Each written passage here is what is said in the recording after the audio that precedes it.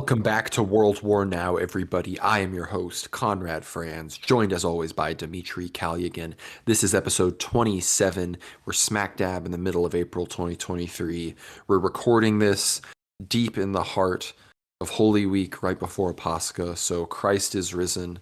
That will, of course, have happened once you are listening to this, so I hope you have celebrated the resurrection of our Lord and Savior Jesus Christ in the most wholesome, joyous, and, festive of ways possible. Dmitry, how are you doing? Doing great, Conrad. Truly is risen. And to all those celebrating Easter, Pascha this week, I hope you have a wonderful Easter week and, just enjoy these next 40 days up until Pentecost, because it's truly wonderful and you guys have all made it through Great Lent and the last great week before Easter. So definitely enjoy the time, and remember there's no fasting this week, the first week after Easter, so take it in, go easy on the news, don't get too stressed by what you read in the media or what you listen about on various podcasts and shows. Just enjoy the moment, enjoy the moments with your family, loved ones, and church friends as well. So and those of you, of course, interested in Orthodoxy, now's a great time to get involved, because you have an entire year to look forward to preparing for the next Easter. So definitely start inquiring now, because there's definitely the next feast day is right around the corner. And lots of news to get into today. Some absolute surprising developments, to say the least, but we'll be going all around the world today. Definitely Asia, Europe, touching upon the Middle East as well. So stay tuned. The frog continues to boil. It's everything. World War III continues to lurch ahead. And of course, this week, full of vindications for us here at World War Now when it comes to Odessa, when it comes to the stuff going on in Ukraine, as well as a few other things that, we may have not directly predicted in more recent episodes, but have, if you watch our back catalog, are certainly things that we have anticipated, discussed, and broadly kind of brought to the fore when we present our ideas and present our speculation on what's going to come in the future of Europe, of the Middle East, of, the South Pacific, and some of these regions where the maps really are being redrawn, as we like to cover on this show. So I think we like to start, we start in Ukraine a lot, but this is just kind of the most obvious vindication was, there were some billboards last week in Donetsk about retaking Odessa. And again, we'll be straight with the audience here, Dmitry. It wasn't the biggest story. We just thought it was interesting. It vibed with what we were talking about, so we wanted to bring it up. But now, the Odessa talk has really gone to another level with all sorts of people, the Russian Foreign Ministry, as well as the head of Kherson, Vladimir Soldo. He, being the administrative head under the Russian military government there in the occupied region, which is the majority, he has now talked about Odessa being likely liberated from the neo-Nazis. So these are all people that are in communication with the Kremlin, are in communication with the general operators of the special military operation. So this is definitely, I think, a big rhetorical development, if not just an objective kind of news war development that we should be looking for, as have been looking at this region for a long time. Yeah, Vladimir Saldo of the Kherson Oblast is really painting himself as the Ukrainian, or at least the pro-Russian Ukrainian Ron DeSantis sort of figure, at least in terms of foreign policy. He's actually setting the tune.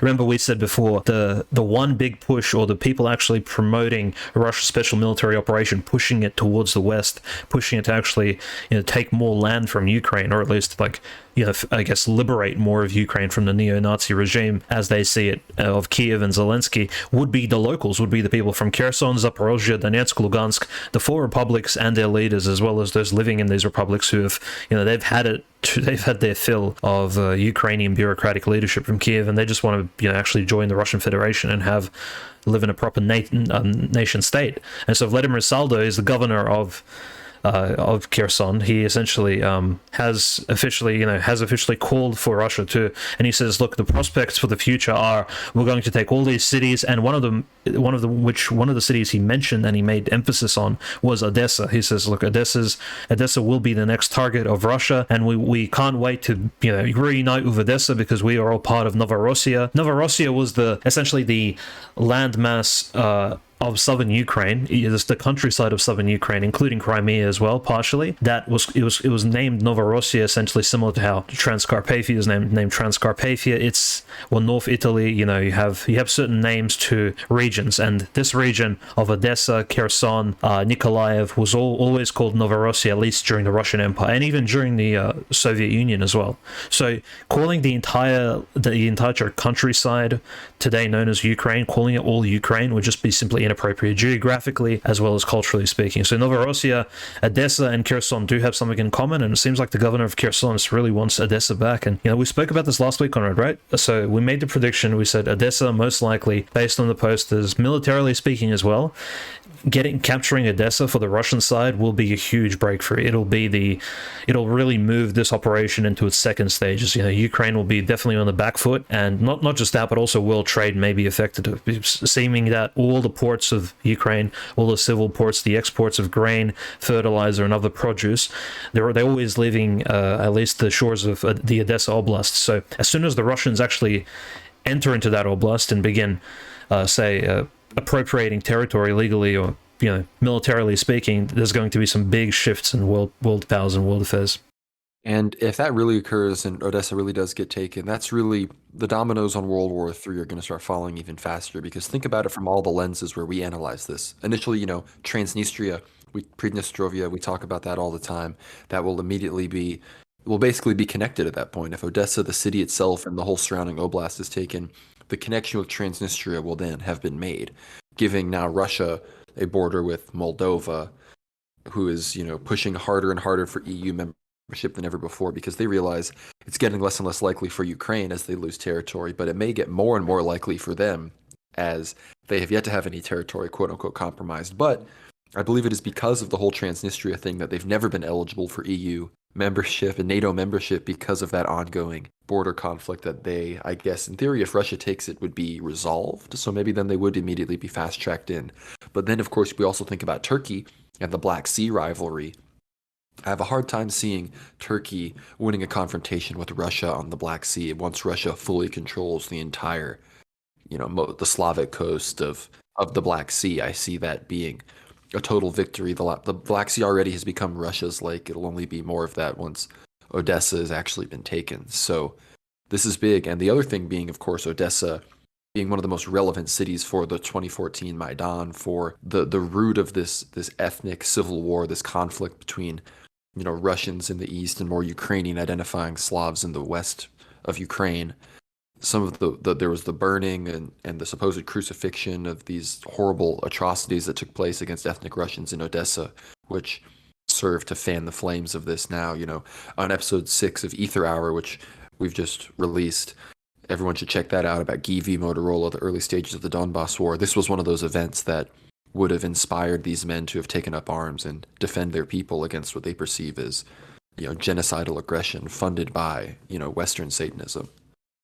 And of course, lest we forget, one of the major, when the actual conflict began in Donbass, like you just mentioned, Conrad, Odessa had that burning that took place, right, in 2014, right, which was probably, we'd want to call it an esoteric, human sacrifice, and Ukrainians themselves call it like a certain purging of Russianness, purging of the local Muscovites, which occurred in early 2014 in Odessa in the, I believe it was the House of the Unions, with I think several tens of people ended up dying in that fire, where they locked up the pro-Russian protesters in one of the major government buildings and essentially set the building on fire, and they had guns standing outside, essentially just a rabble, a politicized pro-Ukrainian rabble standing outside of guns, threatening that if these people leave the burning office, they're going to get shot.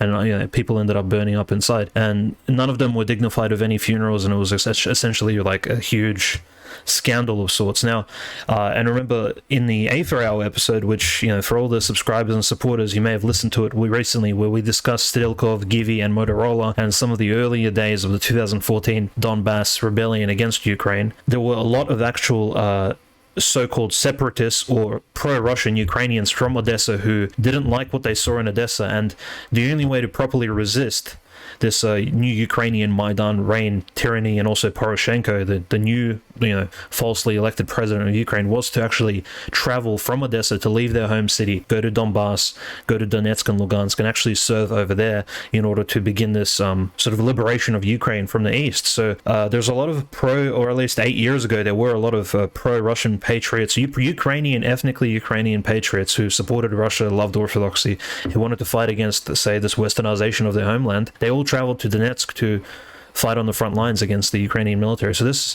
So Odessa is, despite what people say, it's in the west of Ukraine, so it must be pro-Ukrainian. Odessa typically is one of those cities which, at least 8 years ago, was considered very pro-Russian. A lot of Russians went there for holidays. Naturally, it's right on the coast of the Black Sea. Historically, a lot of Soviets went there as well for holidays, including famous Soviet bureaucrats, political leaders, Khrushchev, Brezhnev, etc. A lot of people, and some of my family members as well. People love to travel to Odessa, so Odessa is pretty well known.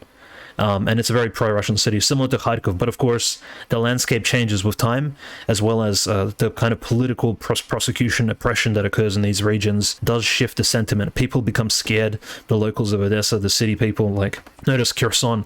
The people of Kherson managed to put up a resistance against the local Ukrainians, which is why Kherson fell to the Russian forces quite quickly in 2022. But what can be said about Odessa? The Ukrainians have been, buffering it up. The old governor of Odessa actually was a former member of the neo-Nazi Aidar battalion. Recently, Zelensky did force him to resign, but he did lead the Odessa Oblast for about 6 to 8 months. So Odessa was led by a literal, at least the Oblast of Odessa was led by a literal former neo-Nazi from the Aidar battalion. You can Google the Aidar battalion's former leaders. All this information is available online. So Odessa has been, the Ukrainians have been preparing it in some way, or at least the attitude of the locals to this possible coming Russian invasion, as they call it. It's technically a liberation, but they have been preparing the people of Odessa for this conflict since the earliest period. And Zelensky too has, I'm sure, all of the NATO chiefs of staff, involved, and all the people on the ground in Ukraine. They already have a forecasted potential invasion plan of Russia. They know how Russia will invade Odessa, where they'll strike. It's just when the ball falls into Russia's court, that's when the shooting will start. The shooting of the hoop, but not anybody or anything else. But until then, I think what's next is probably the Ukrainian counteroffensive, which we discussed for a few weeks now. But that's, I think, the next major event that will take place before we can speak about any sort of Black Sea fleet invasion of Odessa. Well, that kind of raises the question of geography. We've talked about some of these different regions and why they've been liberated as fast as they have versus others, and the prospect of others then being liberated and at what speed. But of course, we've seen, compare the cities of Luhansk and Donetsk. Donetsk has been on the front line and had a strong artillery trench line of Ukrainians up against it for years now, always shelling, always there, despite them not making any actual progress really towards the city, whereas Luhansk has been nestled well behind the front lines for a long time now, which is why it's been so much more peaceful and has grown more in population compared to Donetsk, as people even from Donetsk have moved to Luhansk to be safer, but to still live in a relatively close region to where they, grew up in their homeland. But when it comes to Zaporozhye, which, as Dmitry said, that's where this new offensive from Ukraine is likely to come from, which, again, I'm very skeptical of how successful this could be at all, let alone, maybe it can't even get off the ground as certain malfunctions continue to happen. But I think Zaporozhye being this very flat agricultural region, these big fields where people think they can run through less rivers to get over. Dmitry, if you have any kind of analysis, especially when it comes to Odessa and even, up into Kherson, Crimea, going west and east with, regarding the land bridge, how does that compare to geography, maybe even in Luhansk, that has shielded that region and made it much harder for Ukraine to take back? Well, I think historically, Ukraine was always about the waterways. It's always about the rivers. This is how Russian history essentially began, when Rurik and the Rus and Oleg, when they first traveled these rivers from the north, from the Scandinavian trading routes all the way to Byzantium. So the riverways are always a perk of Ukraine, except these days for, I suppose, military operations to occur on this land. And similar to how when the Nazis did invade Ukraine during the Barbarossa plan, they did also have trouble, if not for the a sort of blitzkrieg success, they would have had a lot of trouble surpassing some of these rivers. But in fact, the Soviet military really didn't put up much of a resistance in a lot of these areas as the Ukrainian military is putting up now. But geographically speaking, we keep talking about Zaporozhye, and in fact, I think we're being vindicated by at least the Russian military experts, showing up on Roy TV, Den TV, some of these more famous military analytical websites and YouTube channels, at least in the Russian language. They are confirming that when the Ukrainian counteroffensive, which the Western media is pushing and discussing, and even Zelensky himself is saying that, look, we have the 100, 200, 300 tanks, all these mechanized brigades are all preparing, people are trained, and we need planes as well for air support for this particular operation. But the Ukrainians have prepared a large military strike force. They're ready. It's the bow is tense, so the bow is ready to shoot its arrow. Now, how long can they hold it and aim? That's the other question. Probably until June. That's at least the forecasted dates we're seeing. And May, June will probably be if Ukraine doesn't strike before, like, I don't know, the beginning of July, it will be, the morale of their forces will probably deteriorate over time, showing the ineffective leadership of Zelensky and his military leaders, and also the fact that the military, Reznikov was recently, Zelensky forced them to resign as well. So there's a lot of shifts going on. We mentioned the leader of Odessa Oblast, the former Idar battalion, the Nazi, also resigning. There's a lot of shifts going on in Ukraine. So in order to keep morale high, they do need this counteroffensive to succeed. Now, back to geography, the one particular area where a lot of these tanks and all these mechanized brigades can actually traverse through without much interruption would be at least the South Zaporozhye region. So the Zaporozhye Oblast in its entirety, as well as the South Donetsk Oblast, which now, if I mention some of these cities, you might be reminded of the 2022 sieges. So somewhere north of Mariupol, south of Donetsk itself, the actual city. So in that particular pocket, the Ukrainian military can, in fact, cut Russia potentially off. At least if you look on the map, they can cut Russia off from the Crimean land bridge, which would be, and of course they can swoop in and take any areas concerning regarding the Kherson Oblast as well, at least from the Zaporozhye angle.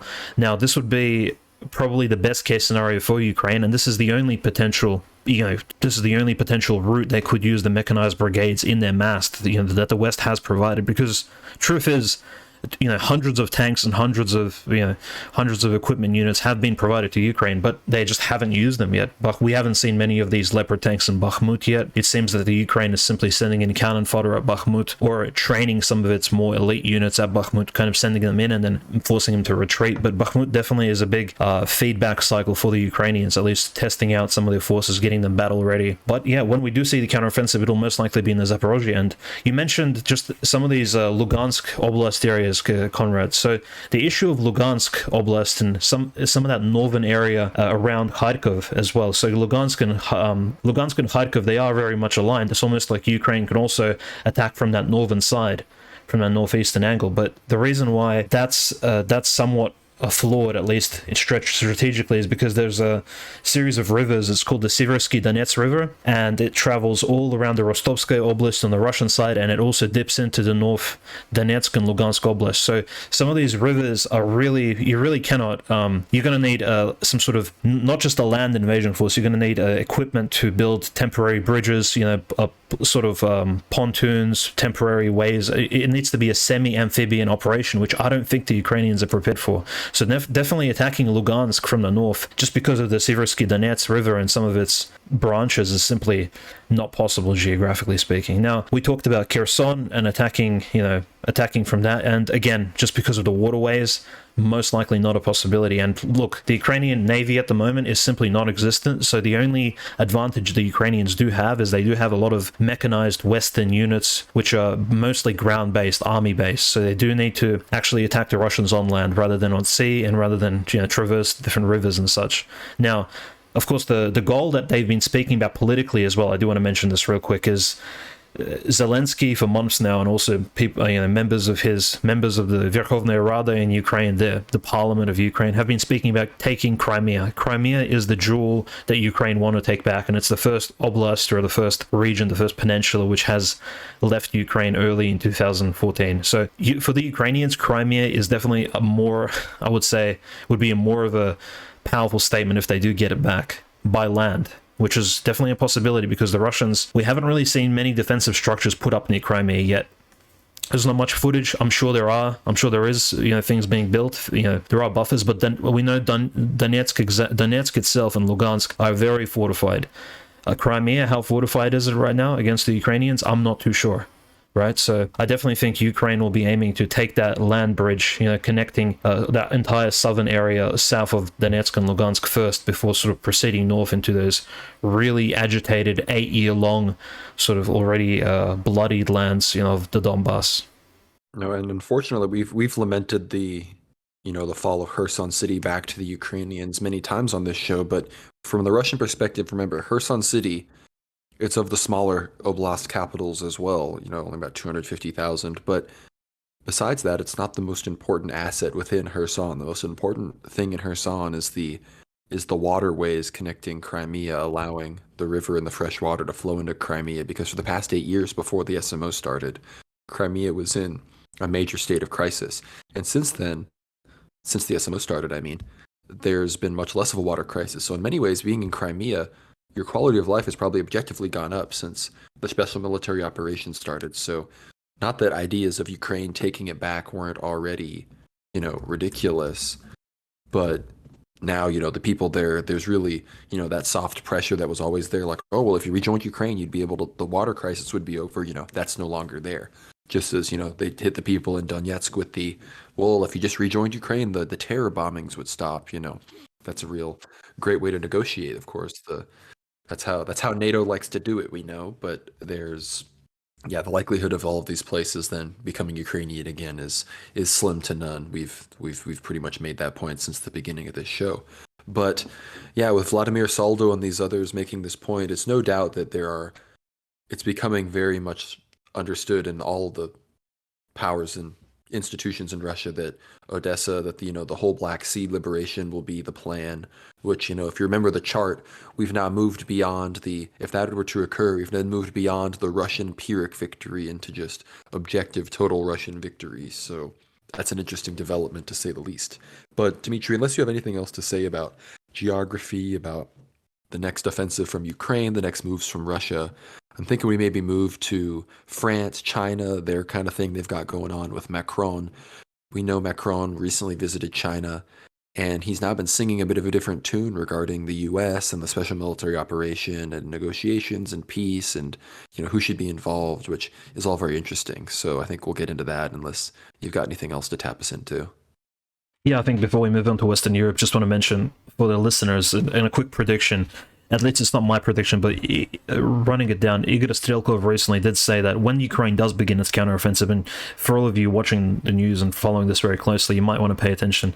When the counteroffensive from Ukraine begins, there may be very small diversion strikes across the Russian border from the Ukrainian side. So we saw you remember the Russian/Ukrainian neo-Nazis attacking the town of Bryansk, and all the innocent people that have died there, the civilians, the boy who stood up to the attackers. And we might see more attacks of that sort across the Russian border, so Ukrainians actually dipping across the Russian border, attacking towns such as Bryansk, Belgorod, villages as well, just harassing the Russian line of defense. But notice the Russians don't actually have a line of defense, because the Ukrainians have held to this standard, at least since the beginning of the SMO. They've said this is a war to regain the legal lands belonging to Ukraine according to international law. So they are holding this virtue signaling sort of high ground here. At least they're signaling to the international community that we're not actually going to attack the Russian Federation, even though there's all the pretext to have them like physically invade Russia. Like right now,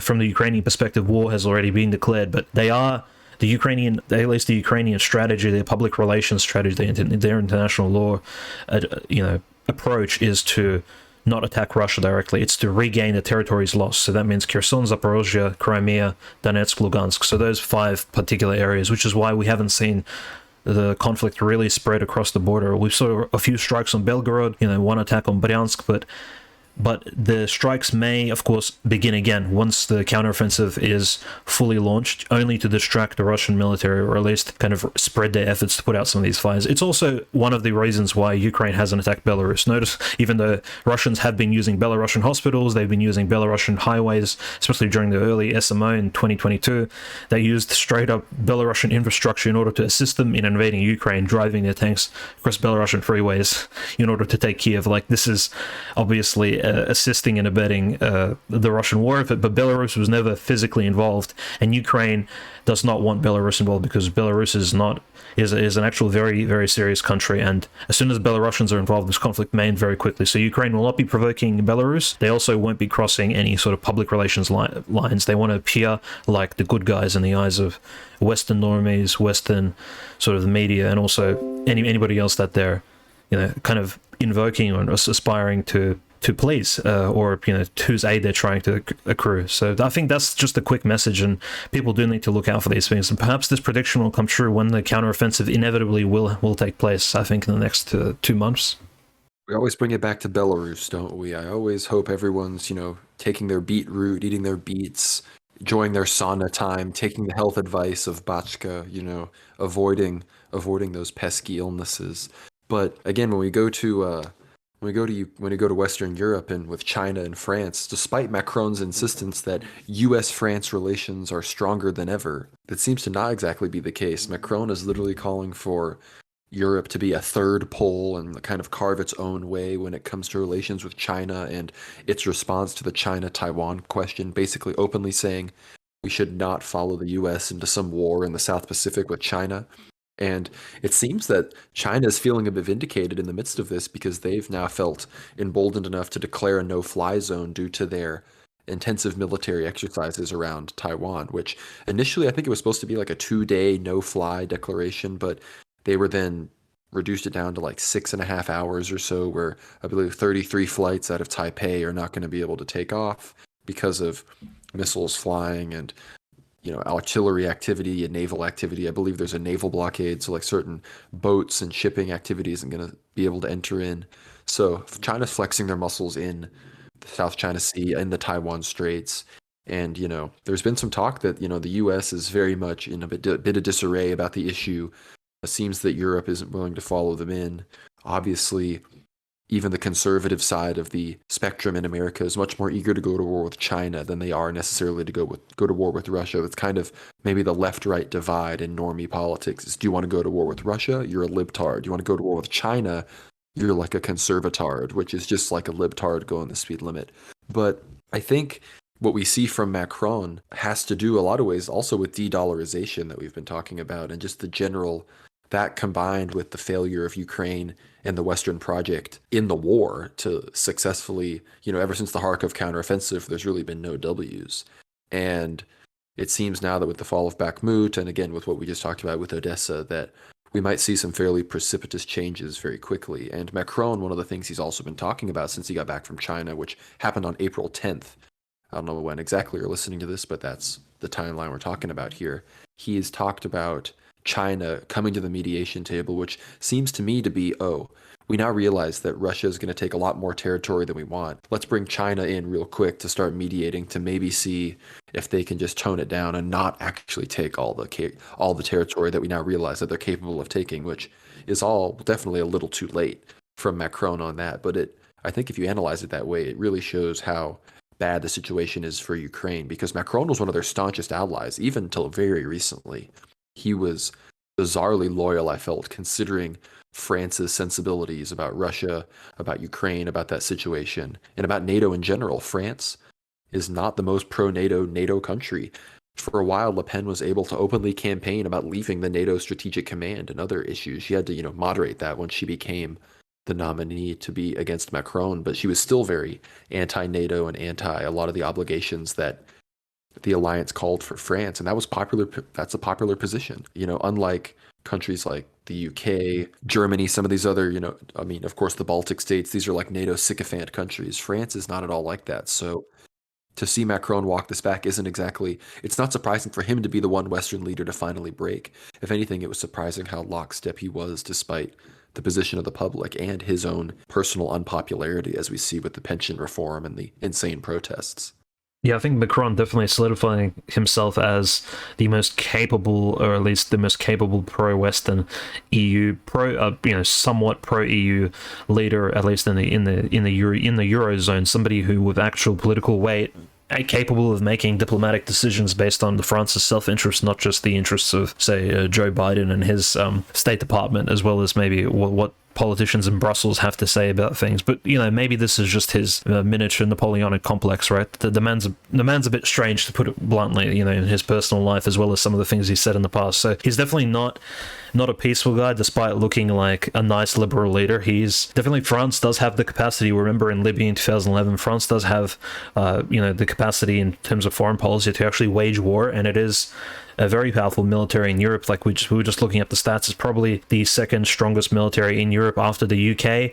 In the third position, you'd probably have something like the modern Ukrainian army, I think, in its total sort of all the aid provided to it. So France has the capacity to sort of lead the EU into its new age, possibly kind of separating itself, breaking off from this conjoined twin situation with the United States, where you have a leader like Joe Biden applying all this pressure to NATO on the EU in order to sanction Russia, which doesn't necessarily even benefit the EU, because we see Russia, especially with its recent inflation rate drops, which Russian inflation has dropped from 11% to 3.5% in the last week, which is worthy probably of an economic podcast in itself, but we are not an economics podcast, but we will mention it. Just the fact that a recent OPEC oil production reduction has meant that oil prices have skyrocketed, which means that Russia benefits greatly, as a lot of its federal budget and a lot of its national federal income does come from fossil fuel sales, or oil and gas sales. So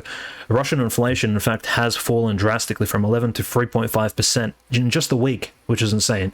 You could say it's monetary manipulation, but the Russian central bank definitely knows what it's doing, and the ruble is looking very strong at the moment. This is considering other NATO countries like Turkey with over a 50% inflation rate and a looming election in just about a month's time. I'm not sure how you have an election with a 50% inflation rate.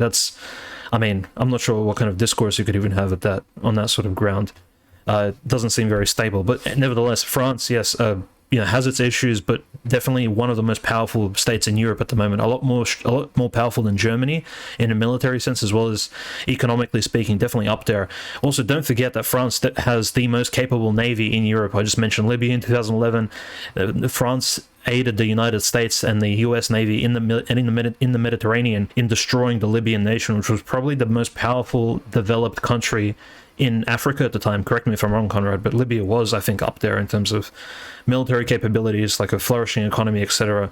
Had big prospects, but the French Navy essentially shut it all down, forced the no-fly zone back then, like more than a decade ago now, and essentially sunk Libya into the Stone Age. So very, very, a lot of potential there. So definitely Macron's opinion on whether or not to cooperate with Joe Biden, to talk with Xi, and actually discuss matters with China, it has people like Zelensky sweating, because if France takes that neutral position that Erdogan has taken over the last year, as well as now Xi Jinping, not meeting up with Zelensky crying about it. If Macron joins that trio and kind of moves to this, okay, we're going to have a very moderate approach to this, Russia needs to come to the table, everybody's an equal partner, we're back to actually calling each other partners rather than enemies and names, Zelensky's not going to like that, because he's been running off of hysteria, off of this mania of Russia's bad, this is the end of the world, we need to use French nuclear missiles, because remember, France is a nuclear nation, not just in an energy sense. France does have, I think, the largest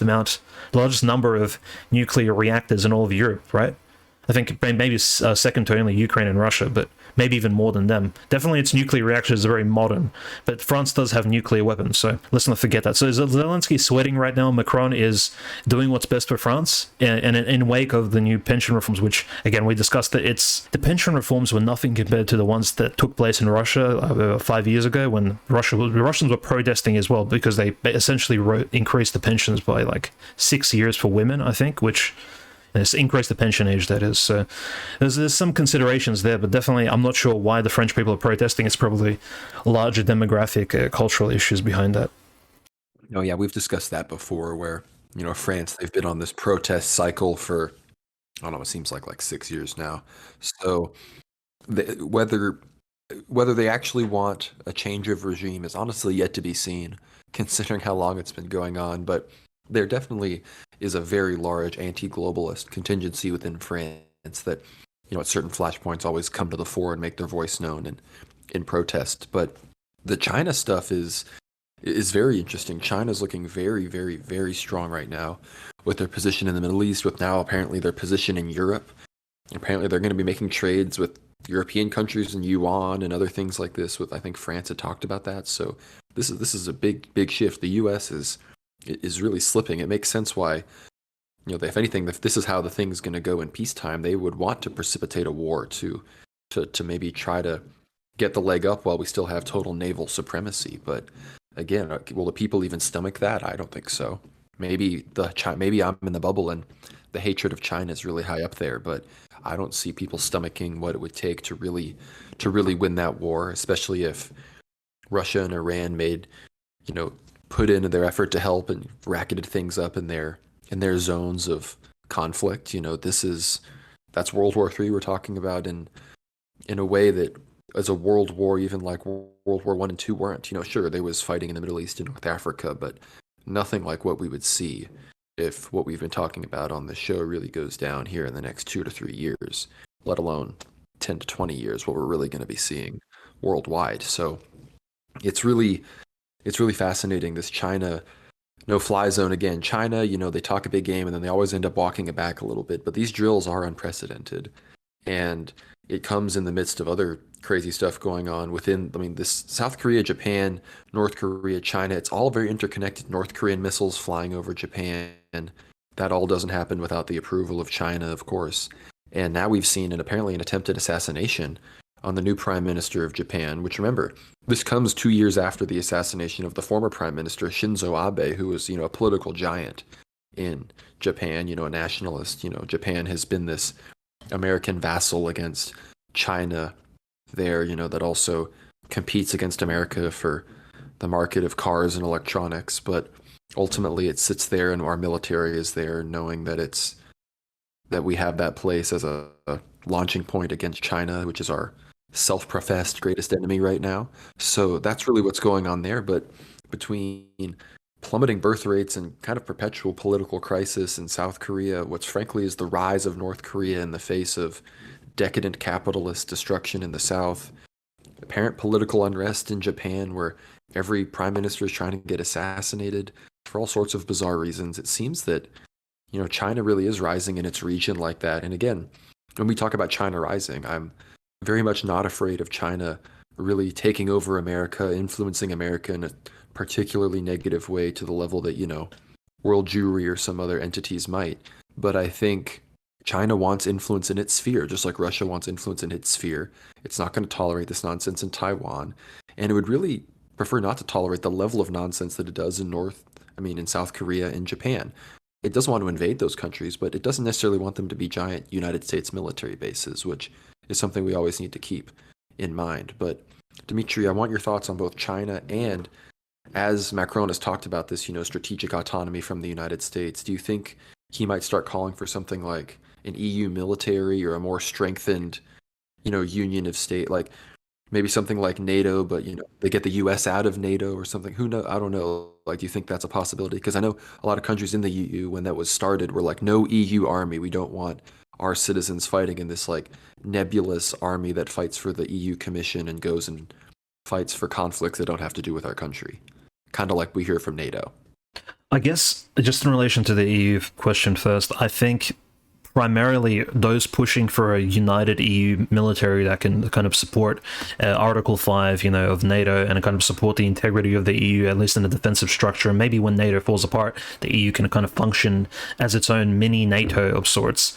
I think those pushing for it aren't necessarily the big countries such as France, because France can actually defend itself quite well. It has a very capable military standing alone. Now, those countries who won't provide, say, the equipment and the funds are countries who are in a much poorer state. So we have countries like Greece, Italy, Spain, which are countries with huge populations. They can probably provide the troops, similar to how a country like Bangladesh provides something like 10% or maybe more than 10% of all United Nations troops, even though Bangladesh itself has a relatively weak military, right? You'd think that's pretty weird. So you have a lot of United Nations peacekeeping forces actually come from the poorest countries in the world because all they can provide is manpower. Similarly here, it's like countries like Italy, Spain, Greece. I mean, what exactly can they provide financially speaking and technologically speaking? Probably not too much. Manpower-wise, they can provide, forces. Now, France will probably need to bankroll this entire military, so I don't necessarily know if France really wants to do that here. But countries that would love, of course, a united EU military would be countries such as Poland and the new Baltic states, countries such as Finland. These countries getting involved in the EU, maybe those are right on the borders in Scandinavia, these very which have certain attitudes, especially towards Russia, the Baltic states and Poland in particular. We've seen the recent tweets from the Polish politicians, Medvedev, the former Russian president, responding to them pretty actively, and Elon Musk getting involved. There's pretty fun dialogue happening online and social media at the moment, but Polish politicians are really showing us that despite Poland having a certain right-wing conservative leaning, there is a military sense in where Poland actually wants to at least guaranteed safety, because Poland does feel like it's next, at least on the chopping block, even though, frankly, Russia, I don't think, at least coming from a Russian perspective here, I don't think Russia wants any sort of piece of Poland at all. Like, frankly, Poland is not at risk, but they do feel at risk, and they probably want the rest of the EU to get involved. And Poland is probably on the most dangerous border of the EU, frankly speaking. Now that North Africa is completely neutralized and doesn't really have any capacity besides sending illegal immigrants across the Mediterranean to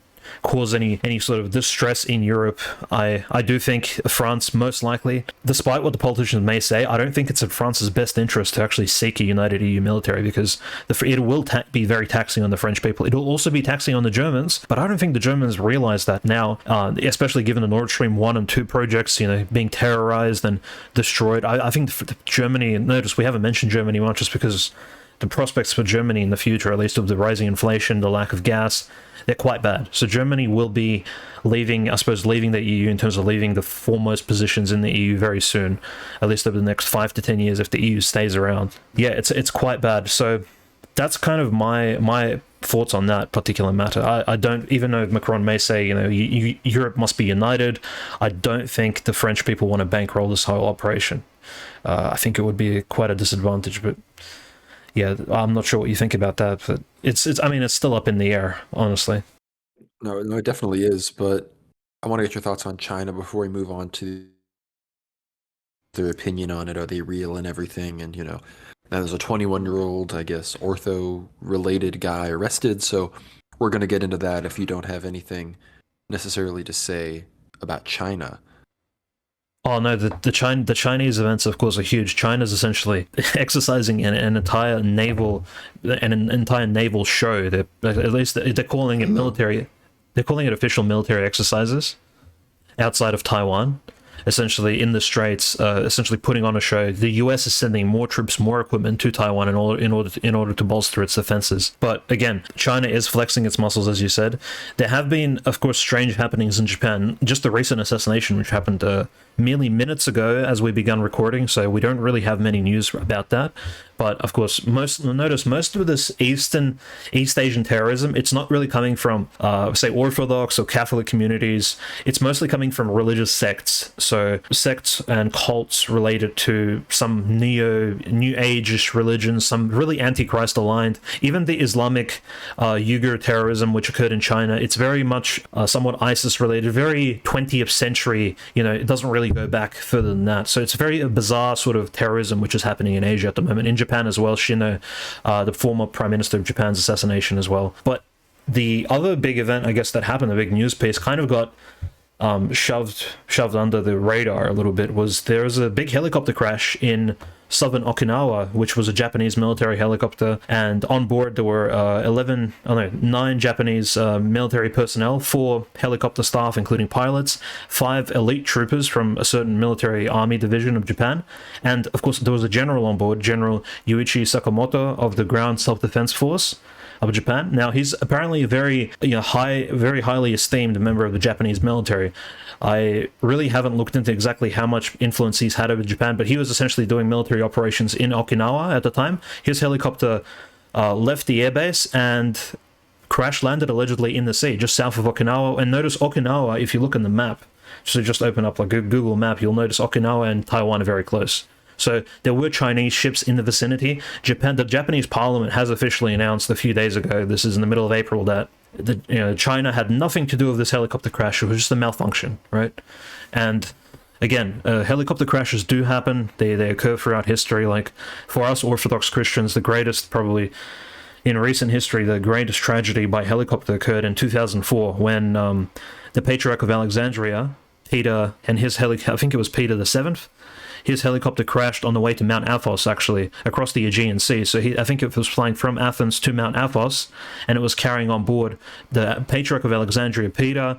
He was carrying on board 3 other Orthodox bishops, Metropolitan Chrysostomos of Carthage, Metropolitan of Pelusia, and another bishop of Madagascar, whose name was, I think, Nectarius, as well as archimandrites, all these monks, priests, and the Patriarch's younger brother as well, who was I guess he was just a church historian. He wasn't even a clergyman, but lots of monks, priests, and clergymen, as well as 4 bishops of the Orthodox Church, died in a helicopter crash flying to Mount Athos in 2004. I think this didn't really catch on to news as well. So these helicopter crashes, where helicopters just simply malfunction, fall into the sea, no one really investigates it.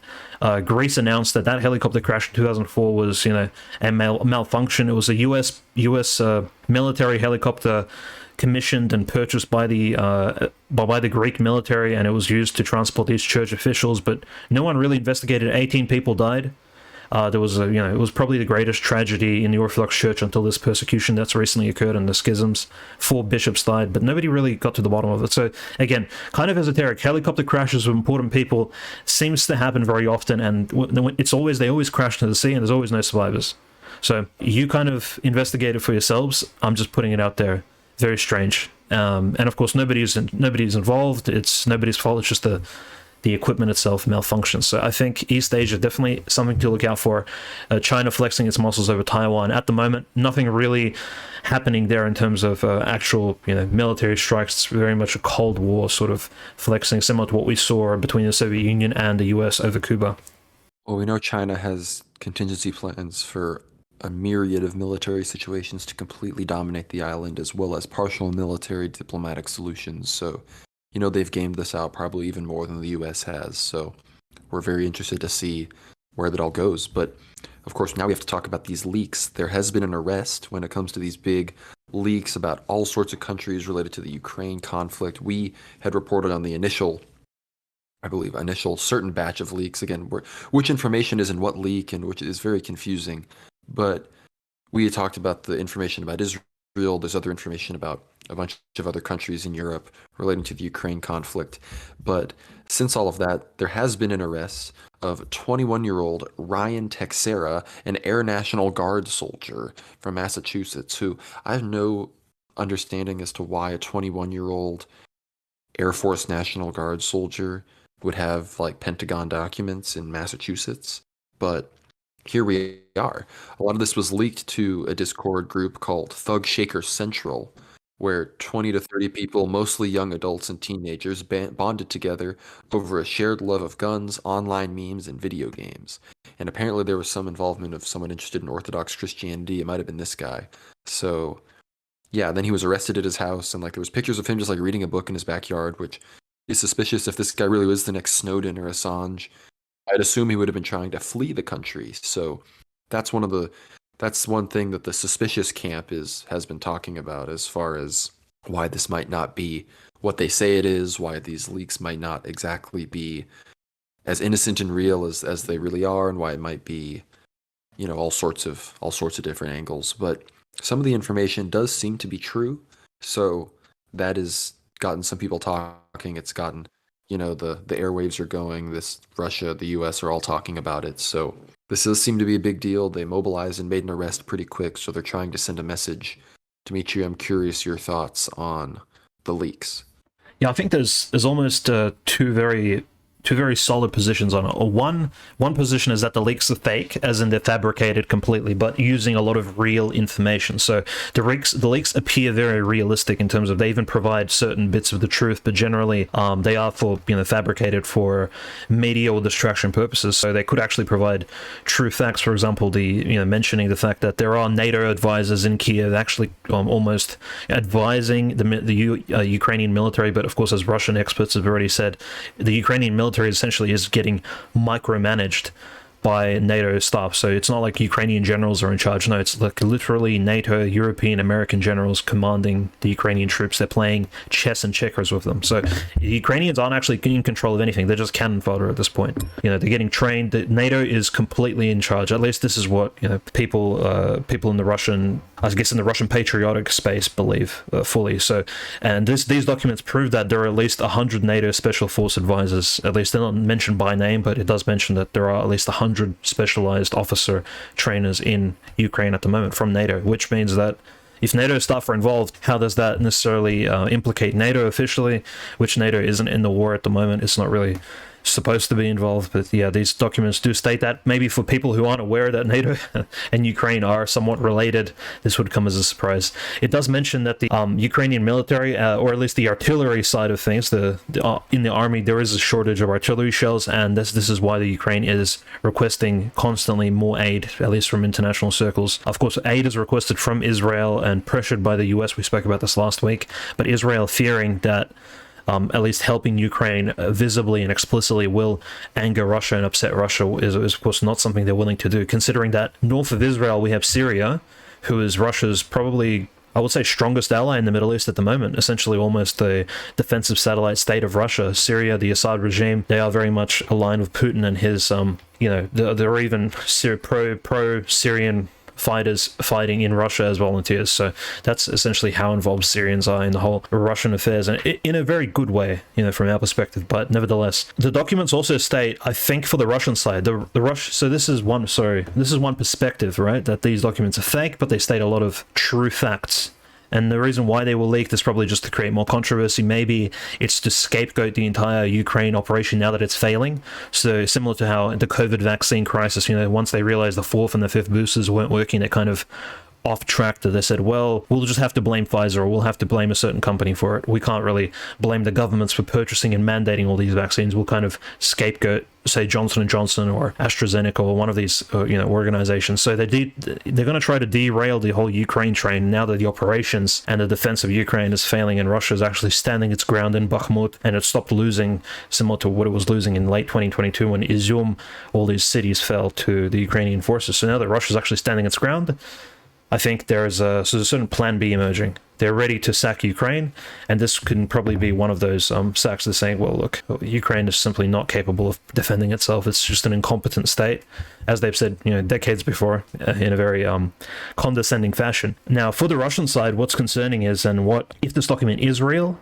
It's concerning because there's the document stating, speaking about the Russian invasion of Ukraine and the special military operation, it does state very clearly that the US has spies and intelligence in every single Russian department, including the GRU, the FSB, the Russian security forces in Moscow. So almost every single government department and military department in Russia, or at least those, the equivalent of the CIA and the FBI in Russia, are infiltrated by spies. And they're feeding information to NATO, to US intelligence, which is realistic because, frankly, do you recall, guys, a year ago, more than a year now, in February 22, when, say, around January or early February, everybody was saying, even myself, I was tweeting, stating that, well, there's no way Russia's going to, start an invasion of Ukraine. This is just fear-mongering. But we had news sources and mass media, at least on the Western end, probably spoon-fed by agencies such as the CIA and the State Department, right?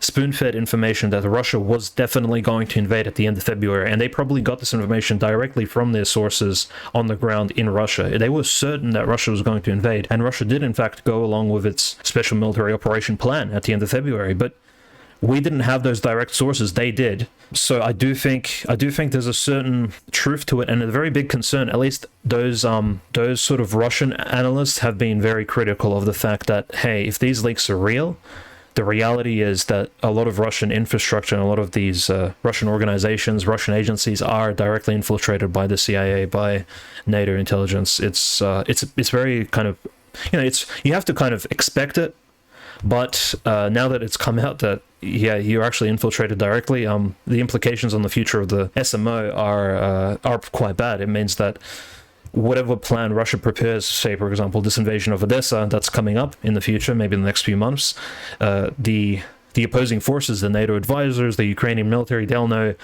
several weeks, if not months, before the actual operation takes place, that it will take place, and they'll have time to prepare for it. So that's kind of the downside of this entire thing.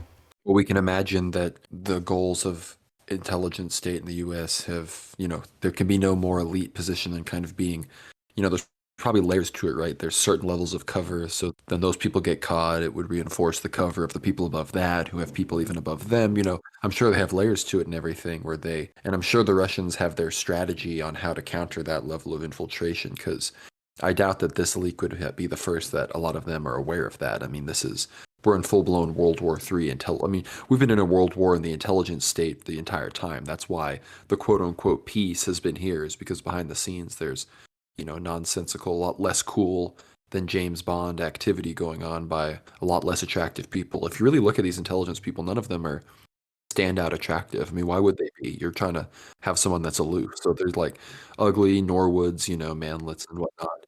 But, no offense to our balls cells out there. We respect, it's a sign of wisdom and peace, the tonsure of the Norwood tonsure, as it's called.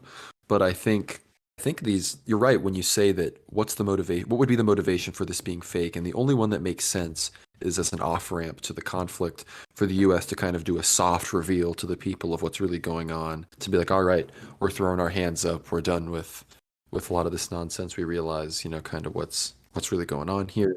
But, that who knows, like maybe it's real, maybe it really is just some people casually dropping classified documents in a racist Orthodox Discord server, which, I totally couldn't relate to in any way, shape, or form. But unless you have anything else to say about these documents, I think, I'm very curious as to where the U.S. is going to go if, the Dnieper is truly crossed as far as new territory gained by Russia and how they're going to save face on it. Obviously, maybe just taking it all out on China and just declaring preemptive war, or like doing a, false flag and saying China fired the first shot on Taiwan. And, then we have a reinvent history war for the rest of time about what really happened. But I think that's, these leaks show, regardless of how true the actual leaks themselves are, the information, does show that World War III has been kind of going on the whole time, and that it's not looking as great for Ukraine as, many people. So I don't know who's still in this like Ukraine bubble where it's all rainbows and butterflies and total victory, Slava Ukraine victory. But I don't think anyone is. Again, there's probably people that I've seen some Ukraine bumper stickers still, and there's like I drive by this Honda dealership or a Nissan dealership on my way to church every day, and there's a massive Ukrainian flag flying below the massive US flag. It's still up, so I guess these people still exist. But I think that illusion, if it hasn't already been shattered for most, is going to be shattered relatively soon.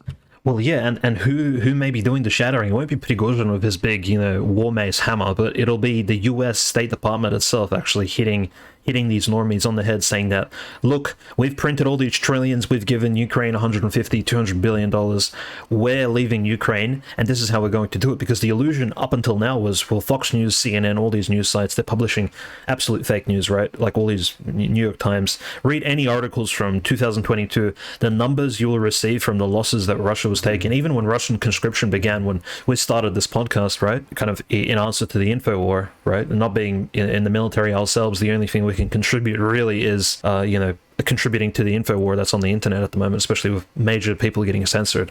We're not censored yet, so we can at least expose the truth and speak about the news. But what I'm trying to say is that there was so much fake news, at least around for the last year and a half, that I think people have been kind of disconnected from reality. They've been told this is the normal middle-class American, or the normal middle-class European has been told Ukraine is doing great, Ukraine's winning. How do you disassociate yourself from a winning side? Like, why would you stop supporting a winning team? unless it hasn't been winning the entire time and it's just been, the information has been falsified.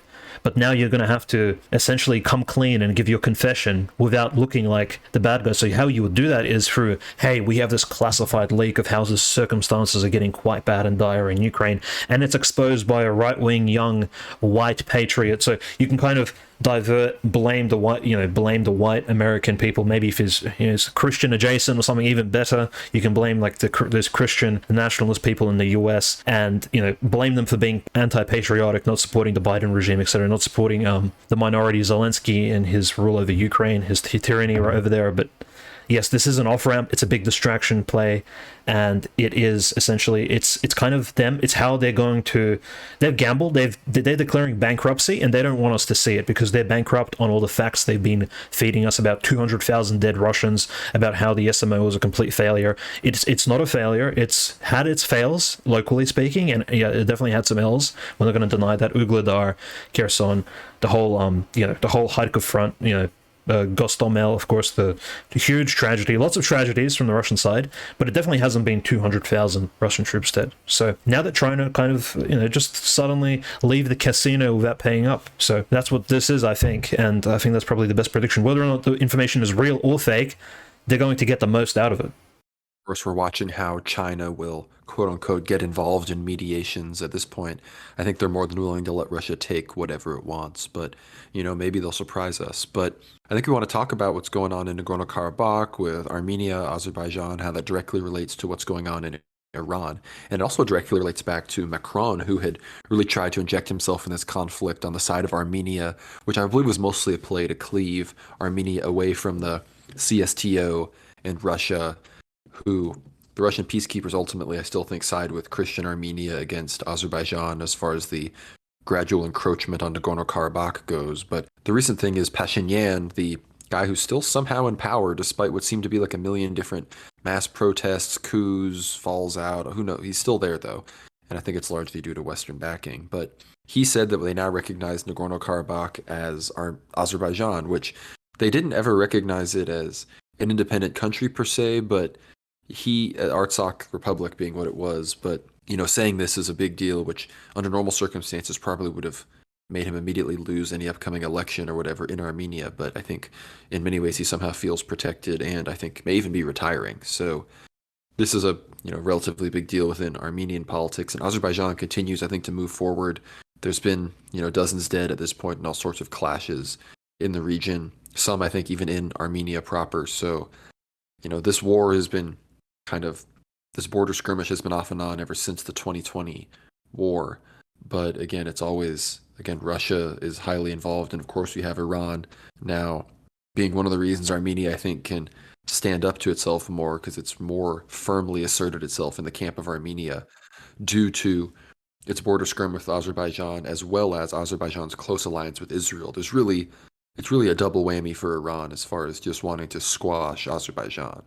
Yeah, I think definitely the recent skirmishes in Azerbaijan and Armenia really don't speak very well about the whole peace situation. Looks like these two nations haven't gotten over at least the troubles they've had since last year in September, when close to 100 troops were killed from both sides combined, essentially in local fighting, but even more, of course, in the years preceding that. But here recently, at least in the last few days, at least 7 troops from Armenia and Azerbaijan have been declared dead, killed in action, and a few more injured. So there has been a skirmish, and this is despite Russia actually having 1,000 peacekeeping troops. At least, I believe these are probably qualified military professionals, not simply law enforcement officers or anything of this sort. So Russia can spare 1,000 troops, have them positioned in Nagorno-Karabakh on the Armenian-Azerbaijani border, and sort of trying to keep the peace. But nevertheless, the Armenians and Azeris are still shooting at each other. Still, the provocations aren't done, and the looming Turkish elections coming up, and Pashinyan's rhetoric, just completely reckless. I'm not sure how long it's going to last in politics, but definitely the president of Azerbaijan has a stronger stance on politics over there, because he's a sort of a dynast over there, and Azerbaijan does have that Zionist support. It has that Western support. It also has, surprisingly, Russian support as well. So it really has everybody supporting Azerbaijan at the moment. It's in the strongest position. It has Turkey, Israel, Russia, the US. The only country that isn't supporting Azerbaijan is Iran. So the Azerbaijani lobby is super influential. One of the, probably case studies of how to conduct yourself as a small nation, surrounded by seemingly enemies. You have Georgia in the north. In the north, you have Armenia, you have Iran, and yet you kind of build these diplomatic ties with these large nations surrounding you in order to bolster the future. I guess the future of your little nation state. Kind of leveraging what you have. A pretty good case study for international relations and international law, I think, for the future. But nevertheless, Nagorno-Karabakh, definitely a skirmish took place there. Again, I think the ball is in Armenia's court. It does need to... And again, I'm not even going to comment as to who Nagorno-Karabakh needs to belong to, because both sides...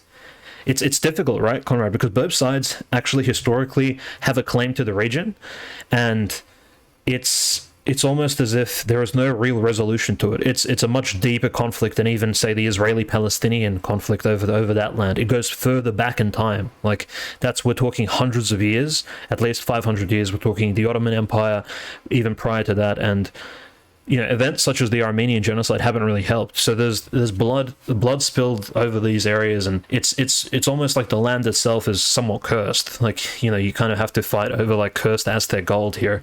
It's a sort of an El Dorado of mountains in the Nagorno-Karabakh, the mountainous Karabakh region. Who really wants to take it? Because you take it for a few years, but in the next decades, the other side is going to fight you for it. So I'm not really sure. It does look quite bleak. Well, that's true. There's been video of arguments across the border in these regions where there's Azeris on one side, Armenians on the other side, of them yelling about, don't do this to the house, like when I live in it, like you're going to do this. And it's like, oh, but I'll live in it, blah, blah, blah. So it's like they're arguing about who built it, about all this kind of stuff. So what you're saying is literally true. But, again, I'm not trying to play, I'm not trying to just be a defender of the coin Christians here, but I think they, you got to sympathize with them a little bit when you realize that I'm not saying pan-Turkism is the most popular idea, but if you think about like that region of pan-Turkism, Armenia is basically just smack dab right there, just kind of in the midst of all that. Like, if it wasn't for them, there would already be a geographic pan, assuming that, cross Baku over into, true Central Asia and the rest of the stands, with Kazakhstan. Like, you could say maybe Georgia's in the way as well, but these are like the Christians in the way of the true Turkish belt that could, in theory, unite and be this menace that it has been for that. That's the remnants of the civilization that has been an unfortunate underbelly for Russia in the past, and even for Europe, and for the Holy Land as well, and for Greece, of course, if you consider the Ottomans, the latest manifestation of that Turkish Central Asian kind of menace. So in that regard, I'm a bit sympathetic to the Armenians, but not exactly with how they play politics and how their culture is moved, with the West. But I think Pashinyan, I don't know about his future in politics. I thought he was retiring. I guess he's somehow still in there, and maybe he's just waiting for elections and someone else to run in his party or something. But yeah, no, I mean, I think Iran wanting to assert itself and feeling powerful with all of the Arab states kind of reconciling with it and almost kind of repudiating Israel, I think it's feeling confident. And I don't think it sees Turkey as someone that's going to necessarily immediately go against Iran. Although that could change, especially if Erdogan loses this election. And we see, I mean, I was looking at the numbers. Erdogan's party, I think, is polling at 32%, which is the highest. But the three parties below that combined are well above 45%. And I believe that they've agreed in their coalition to all support Kılıçdaroğlu. So sorry for saying it wrong, David, but I can't say it the right way. But I think they've all agreed to support that, libtard guy. So it does seem that in the polls that the big the classic left-wing play of the Democratic coalition, everyone unites against, the right-wing popular strongman, and then, then it's a fight to the death, and we'll see. I don't know. I'm not really a betting man, but, it could really go either way at this point with that. But unless you have anything to say about Turkey or Caucasus and Iran, we have to talk about some of this schism stuff going on.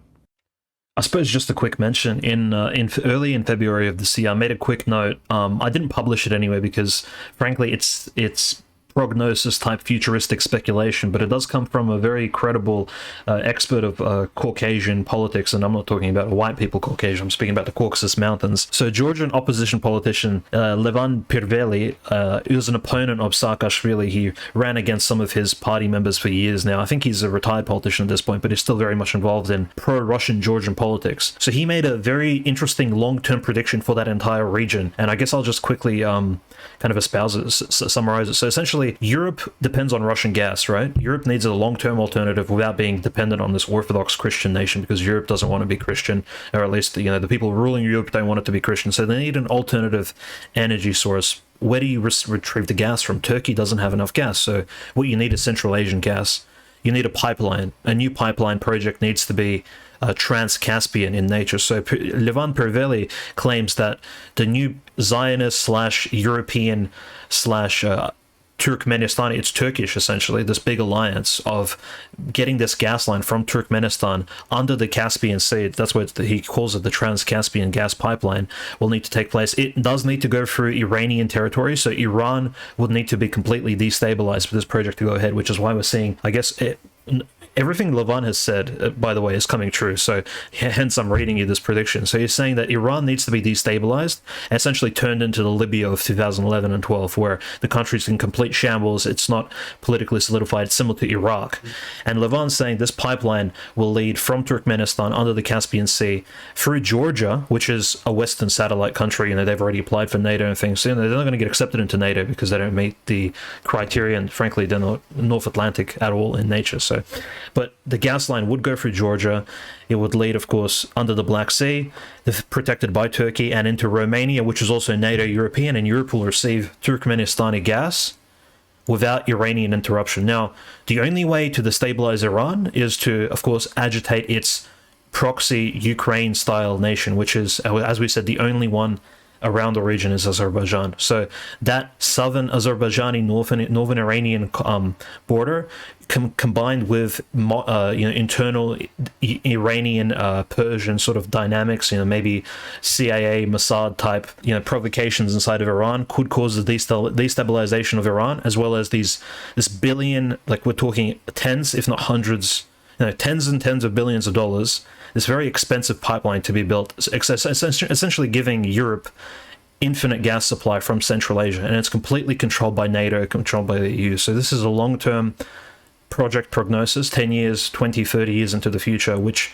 I think the EU could be banking on, or at least based on what Levan Pirveli is telling us, the pro-Russian Georgian politician. So it's just something to look out for, a quick prediction. The energy stuff is always really relevant to the underlying causes of a lot of these geopolitical events, so it's always relevant, especially with Nord Stream and everything that went on there, and how blatant, I guess, it seemed. I just wouldn't have guessed that would have happened, but here we are. So it's always, and the energy stuff, again, it had so much to do with, again, we really went into Iraq for Israel, but the oil stuff is still relevant, and the petrodollar is still one of the main forms of U.S. domination, and has been a part of our mission in the Middle East for a very long time. But moving on to some of this more unfortunate news about the church and ecclesiology, is the EP is spreading the seeds of more schism.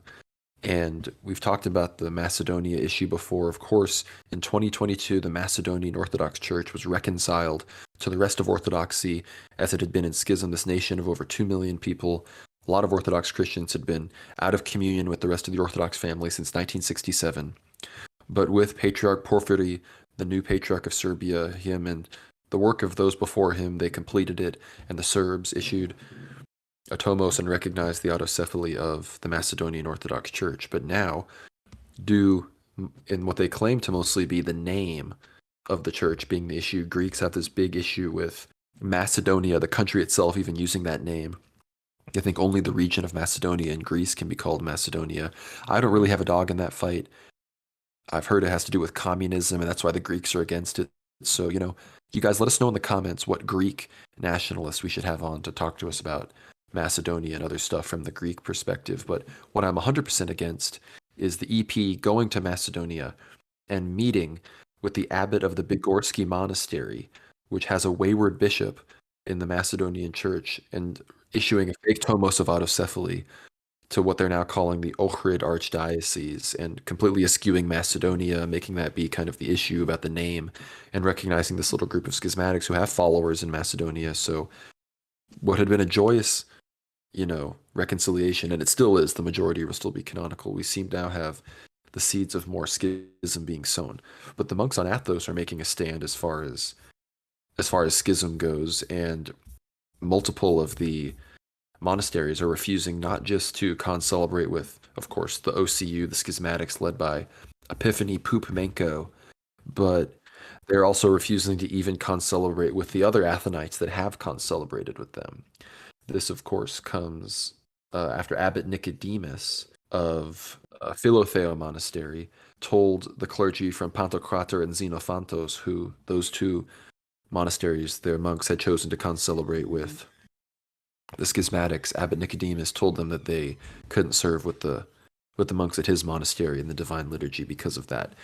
And they made a statement saying that, they're not heretics or anything, but we're making this as a way to support the ongoing persecution of Orthodoxy, and make it clear that we don't support that kind of nonsense. Which, again, for those that don't know, Mount Athos, in many ways being the spiritual center of Orthodoxy, while being under the ecumenical patriarch, has always been a staunch center of resistance to the nonsense going on in the Fanar ever since, the late 19th century, and when a lot of the Freemasonic nonsense really started. So this isn't a big surprise, but as far as the, monks that haven't recognized it, the monks of Zographou, Helander, Karakalu, and St. Panteleimons all take the same stance as far as concelebrating with those that have served with the schismatics. And those are some of the major monasteries on Athos as far as they're ranked in the system from 1 to 20 as far as their status on the council and the monastic government of that holdout of the Byzantine Empire out there in Greece. But we're very grateful to the monks. It's been, as far as COVID and the other stuff went, so many of these monks, especially at, I know, Karakalu, Helander, they were so strong in resisting the vaccination, preaching out to world orthodoxy about the truth about injections, about lockdowns, and some of this other stuff. And now they're standing just as strong in the schism. So we're very grateful for them. And we, of course, keep the monks in our prayers and hope that they are enjoying their Pascha, because, of course, I can't imagine a better place to be for Pascha than Mount Athos. Of course, another great place to be on Easter this weekend would be Montenegro, one of the most Orthodox, Stoic, and, dare I say, the Sparta of Serbia. Montenegro is one of the most religiously pious places in the entire world.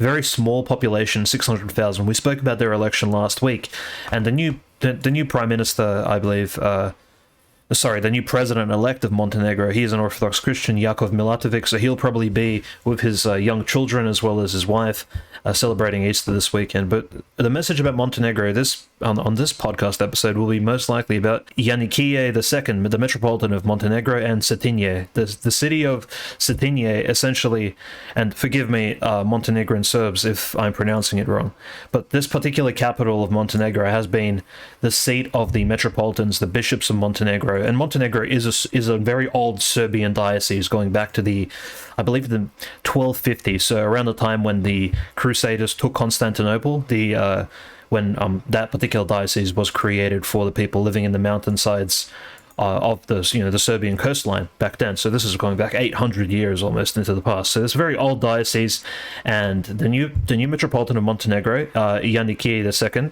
officially announced that Zelensky, as well as the Ukrainian government, has begun persecuting Christianity, and they've declared war not just on Metropolitan Onufri and some of the Ukrainian Orthodox and Russian Orthodox folks, but on Orthodox Christianity as a whole. So a very strong statement from the Metropolitan of Montenegro. And for those of you not aware, Montenegrin Serbs and the Serbians of the Montenegro Mountains, which is one and the same, it's synonymous essentially, they are the real tough cookies of the Serbian people. Of course, many dioceses, many regions of Serbia can be described as very tough, very hardy, and very pious, but the Montenegrins, definitely some of the most Spartan and strongest people, both in faith as well as physically throughout the centuries, at least since the 1700s, they've been, or even earlier than that, they've been resisting both the Ottomans, the Austro-Hungarians, the Venetians, just surrounded by enemies and always fighting back, always holding the line, at least at least defending their Orthodox people, and they're defending the Orthodox people living in that area for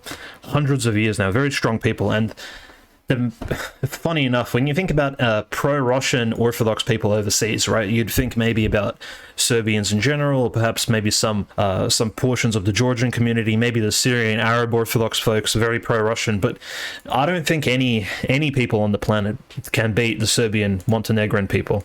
They are the most pro-Russian population, historically speaking, between 1700 and 1917, at least until the end of the Russian Empire, and maybe perhaps before the onset of communism. They loved Russia to the point where every single Montenegrin bishop, at least I believe almost every single bishop, traveled to the Russian Empire at one point, to St. Petersburg, could speak Russian. Some of the bishops even served in the Russian military.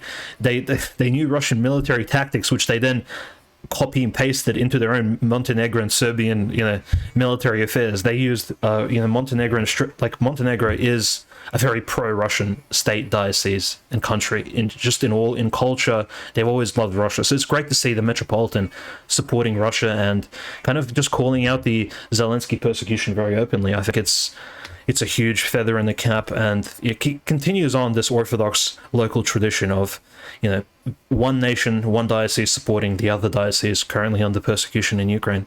Well, and Montenegro as well has a very small, but unfortunately NATO-supported and government-supported, well, at least formally government-supported by Dukanovic, schismatic group who, remember, they protested when Patriarch Porphyry and the others came to Montenegro to enthrone the Metropolitan that Dmitry just spoke about, Joannikihi, as I'm horribly saying that incorrectly, I know. I've even been to Montenegro, a beautiful place. Ostrog Monastery would be, as Dmitry said, a beautiful, beautiful place to celebrate Pascha, no doubt.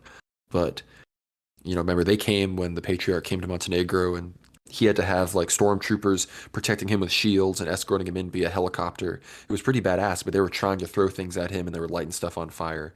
But ultimately, it spelled their end, and now the schismatic group has shrunk.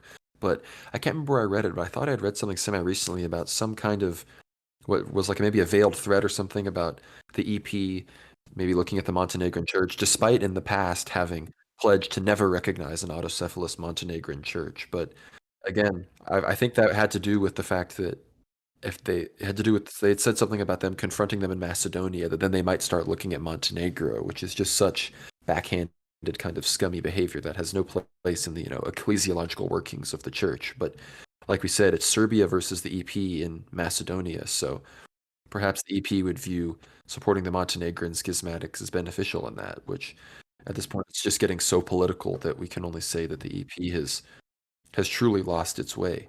But unless you have anything else to say about the world schism that's going on in Ukraine, Dimitri, I think we have a few things to say about the situation in Ukraine, but then we can probably start to wrap this up.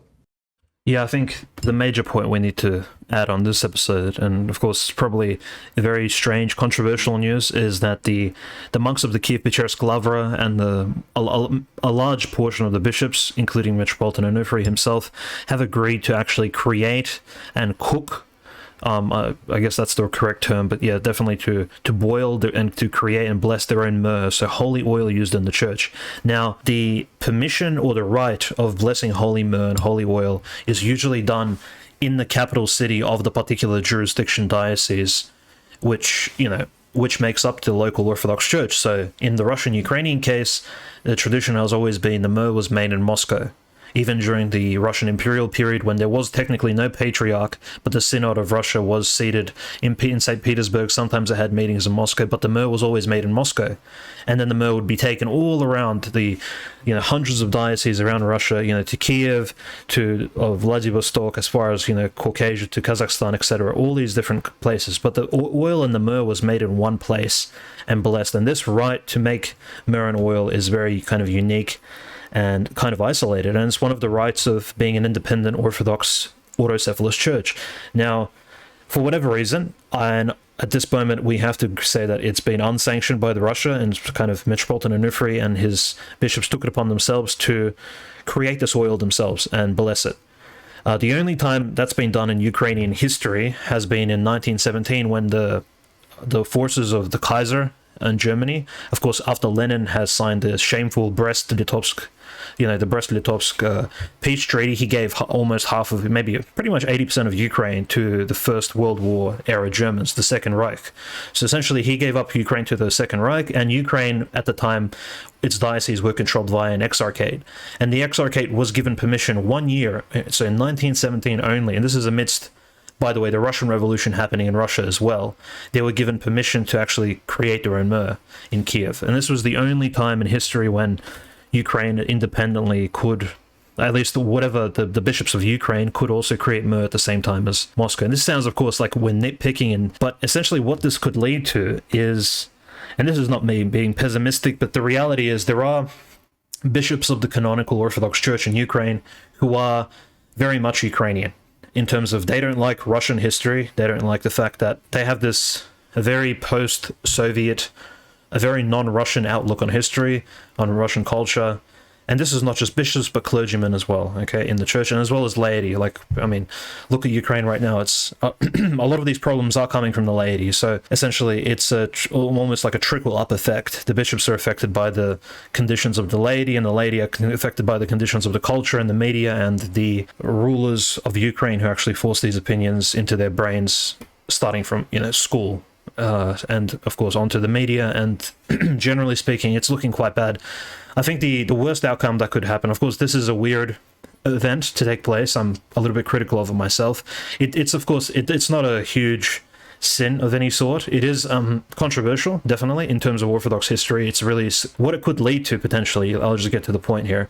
Is if Russia in any way or form loses the war, the SMO ends, and Russia does not control a large portion of Ukraine, including Kiev, there's a very high chance that those bishops who force their hand and actually push this idea of creating this myrrh will announce a full breakaway and a complete autonomy, if not autocephaly, of the Ukrainian church away from Russia, which would be a historical tragedy, frankly speaking. None of the saints have endorsed this. We speak about this often on Twitter, but Ukraine has always been a series of dioceses attached to Russia, similar to how Montenegro is essentially one, or at one point it was one diocese, and now it's several dioceses attached to the Serbian Orthodox Church. They are united together. All right, this is the idea here, similar to how Thrace and areas of Anatolia and Greece and Mount Athos are under the ecumenical patriarch, despite geographically not being essentially in the same country. This is nation-state borders don't necessarily dictate who falls under what church local jurisdiction. So this would be a great tragedy. So again, a lot of pressure on the Russian troops on the front line. Let's pray that Russia executes all of its plans properly in a Christian manner, and over the next coming months, in a very orthodox fashion, they lead this entire thing and the persecution comes to an end, as well as all of these weird Ukrainianization leanings of some of the hierarchs of the canonical church in Ukraine. All of these weird Zelensky pandering tactics need to stop as well. So that's just my kind of, I guess, treatise on this particular issue. But at the moment, of course, it immediately doesn't really affect anything. Everyone's going to celebrate Easter. Everybody's going to commune, confess, partake of the sacraments, and actually enjoy the next coming 40 days. But we just need to pay attention to what's happening in the news and, just note certain details, without necessarily striking judgment or criticizing our hierarchs. Well, I think we'll basically leave the content at that. For when you're listening to this, I'm sure you're enjoying your feasting.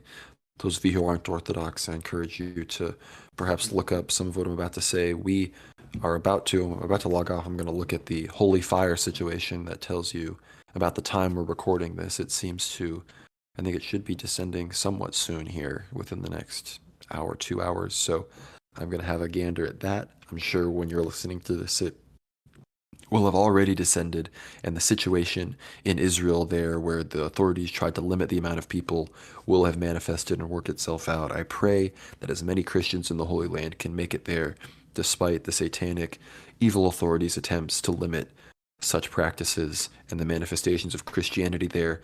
But I'm going to be checking in on that. I hope you enjoyed Easter. Hope you enjoyed Pascha. Christ is risen. Listen to and read the Paschal Homily of St. John Chrysostom. Anyone who's listening to this, regardless of your background, I can't encourage that enough. And I hope, again, you are basking in the joy of the resurrection of our Lord and Savior Jesus Christ. And Be sure to subscribe to us on Substack, of course, worldwarnow.substack.com. I'm on Twitter, GnomeRad. Dimitri's on Twitter, OCanonist. World War Now _ is the World War Now Twitter. Be sure to check out Ether Hour, our paid premium episodes. Our last episode about Givi, Motorola, Strelkov, the origins of the Donbass War. Big episodes, so don't miss that. But again, as I said before, Christ is risen. Truly is risen, Conrad, and to all the listeners as well, Christ is risen. We hope you have a great week. Enjoy the next coming 40 days of Easter. Celebrate well, and we love all of you, friends, enemies alike, and of course our supporters. Thank you very much for the, for the subscriptions, for reading our Substack, for giving the feedback as well, communicating with us. We really like the just the feedback cycle we've created. I think it's really efficient, and the show's growing. And thanks to you guys, frankly, if we didn't receive any information about how to improve the show, essentially what you guys would want to hear from us, it wouldn't be as good as it is. So we appreciate all the support, guys, and have a blessed Easter. It's a great week ahead of us. I'm very excited for the Holy Fire, and let's end the episode.